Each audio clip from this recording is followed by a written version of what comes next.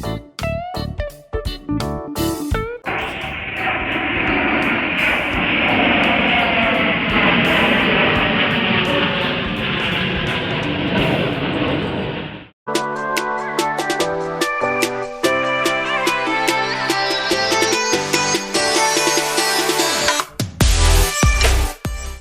Guys, welcome to the blog. कैसे हैं आप सब? आज हम लोग अपने वीडियो में बहुत सारी बातें करेंगे। शुरुआत रिपब्लिक डे से करेंगे, जैसे ये। वीडियो की स्टार्टिंग में हमारा पहला सवाल कि हम जानते हैं कि रफ़ाल हमने कहाँ से खरीदा है, लेकिन क्या हम ये भी जानते हैं कि हमने अभी अभी यूपीआई लॉन्च कहाँ से किया है? अगर आपको पता है तो कमेंट में ज़रूर बताएं।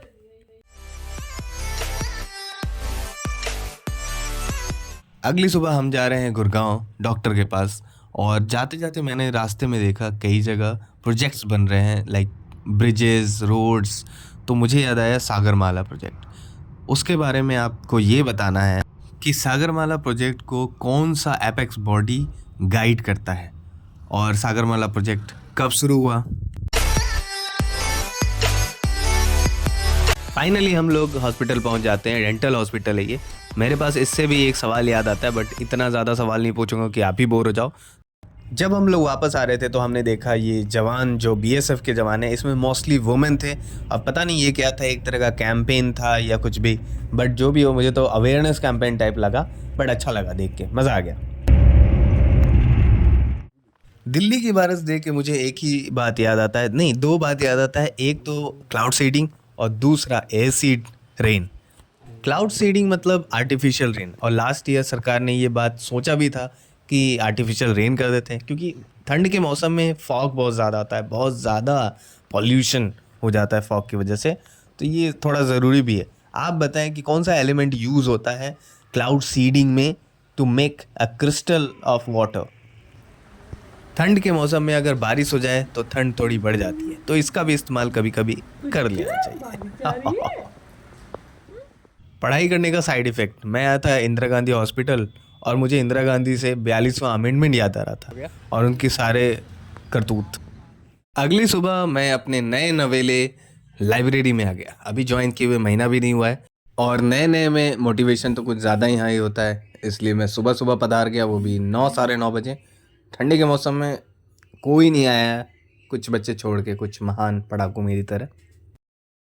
पढ़ते पढ़ते अचानक से मुझे ये ख्याल आया कि अरे यार, कुछ तो बगल में हो रहा है। तभी मैं बगल में घूमा, देखा, ओहो, ये तो मोस्ट इम्पॉर्टेंट काम हो रहा है, कैमरा। ये कैमरा बहुत यूनिक है, क्योंकि इसमें लाइटिंग भी है और कैमरा भी है। ये मैंने पहली बार देखा है एक्चुअली। मेरे लिए तो बिल्कुल ही यूनिक है, क्योंकि मैंने पहली बार देखा है। हमारे घर का अधूरा काम जो बहुत दिनों से बचा था, तो फाइनली हमने निपटा दिया।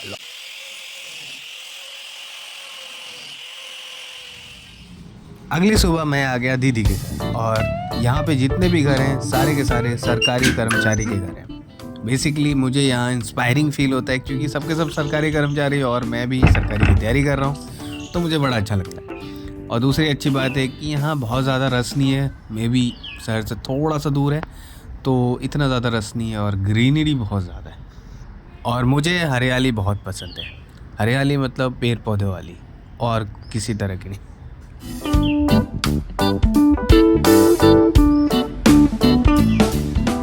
सबसे अच्छी बात यह है कि दीदी को प्लांटिंग का शौक़ है, और मुझे फ़ायदा होता है, क्योंकि मैं एक आलसी हूँ। प्लांटिंग मुझे पसंद नहीं है, हाँ, कटिंग भी पसंद नहीं है, बट यस, फ़ायदा तो मुझे हो ही जाता है।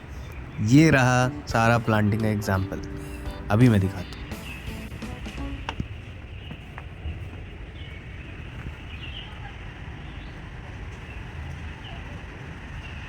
पे से खिदमत। ये रहा ढेर सारा प्लांटिंग का एग्जाम्पल। अब मुझे नाम तो नहीं पता, एक दो का नाम बता सकता हूँ, जैसे गेंदा का फूल, रूस का फूल, कैक्टस। इसके अलावा तो बहुत सारा है, मैं बता नहीं सकता।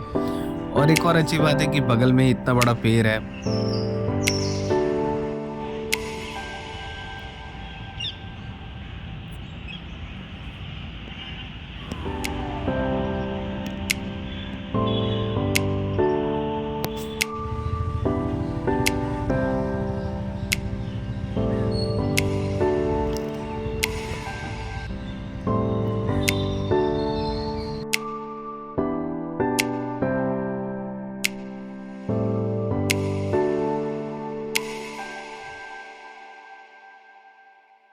घर से कुछ दूरी पे मैं गया हुआ था, वहाँ पे मैंने देखा एक ज़ोमैटो वाले भैया, उनका बाइक टूटा-फूटा था। तो फिर मैंने उनसे पूछा कि क्या हुआ? तो उन्होंने बताया कि कोई ऑटो रिक्शा वाला अचानक से लेफ़्ट मोड़ लिया और ये ब्रेक ना मार पाए और लड़ गए उससे। तो उसके बाद इनको चोट आई, फिर वो भाग गया। तो इन्होंने उस गाड़ी वाले का नंबर भी मुझे दिखाया, बट वो मैं आपको नहीं दिखाऊँगा क्योंकि बाद में पुलिस आ गया था और वो सारा मुकदमा जो भी काम है, केस अपना निपट गया। कहाँ पे हुआ है? यही तो हुआ है, ये यहाँ। इधर। वो पुलिस वाला क्या बोला था? पुलिस वाला ने सब कुछ ले लिया, उसका नंबर लिया, मेरा गाड़ी नंबर सब लिखा, लेके गया, बोल रहा है कि पकड़ा जाएगा तो बता दूंगा। इंश्योरेंस हो जाएगा ना इसका, इंश्योरेंस पास तो हो जाएगा ना भाई। हाँ, इंश्योरेंस तो हो जाएगा। है ना। पहले यही सस्ता इससे पूछा ना ये भाई, तू ही तो ठोकाएगा। कोई भी कहेगा कि तुम्हें ठोका, अगर करा भी तुमसे किसी को ठोका, वही भाई मैंने क्या बोला, मैं पहले बोला ना। ये लोग कह रहे थे जिस तरह से गाड़ी ठुकी है, लड़ी है, ऐसा लग रहा है कि आपने किसी को ठोका है, मतलब बाइक वाले ने ठोका है, उसकी गलती नहीं है। तो एक्चुअली ये भाई ही हैं, रिश्ते में ही लगते हैं, जो बगल में खड़े हैं, वो ये बात कह रहे हैं। वापस आते वक्त मुझे ये कैमल दिखा और कैमल से मुझे किसी कॉमेडियन की याद आई और कॉमेडियन ने कुछ कहा था सौराष्ट्र गुजरात के कैमल के बारे में। आप अपनी राय बताएं कि किसी भी नेता को अपने बारे में इस तरह से बताना चाहिए कि नहीं। कुछ ऐसे काम हैं जो बहुत दिनों से पेंडिंग रह जाते हैं, जैसे ये काम। ये मंथली करंट अफेयर्स है जिसको मैंने मंथ वाइज सेपरेट करके अलग अलग नहीं रखा था। बहुत दिनों से मिक्स हो गए थे, मिंगल हो गए थे सब सिंगल से, तो मैं उसको सेपरेट कर रहा हूँ और इसके बाद हम पढ़ेंगे अच्छे से इसको। जैसे ये हमारे टीचर ने सॉइल टेबल बनाने के लिए कहा था, अलग अलग सॉइल के बारे में लिखने के लिए कहा था, उसी तरह हमारे टीचर ने मैप्स बनाने के लिए भी कहा। जैसे ये मैप है, ये साउथ ईस्ट एशियन नेशन का मैप है। इसके अलावा बहुत सारे मैप होते हैं जिसको हमें पढ़ना चाहिए। अभी तो ख़ास तौर पे यूरोप में कोसोवो कंट्री, वहाँ का मैप इम्पॉर्टेंट है। इस तरह के बहुत सारे मैप इम्पॉर्टेंट है जो आपको पढ़ना चाहिए। बहुत देर हो गई है, अभी तक मैंने एक भी सवाल पूछा नहीं आपसे, तो चलिए आपसे एक सवाल पूछता हूँ।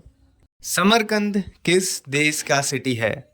किस देश का समरकंद सिटी है और वहाँ ऐसा क्या खास है जिसकी वजह से मैं अभी क्वेश्चन पूछ रहा हूँ, आप बताओ।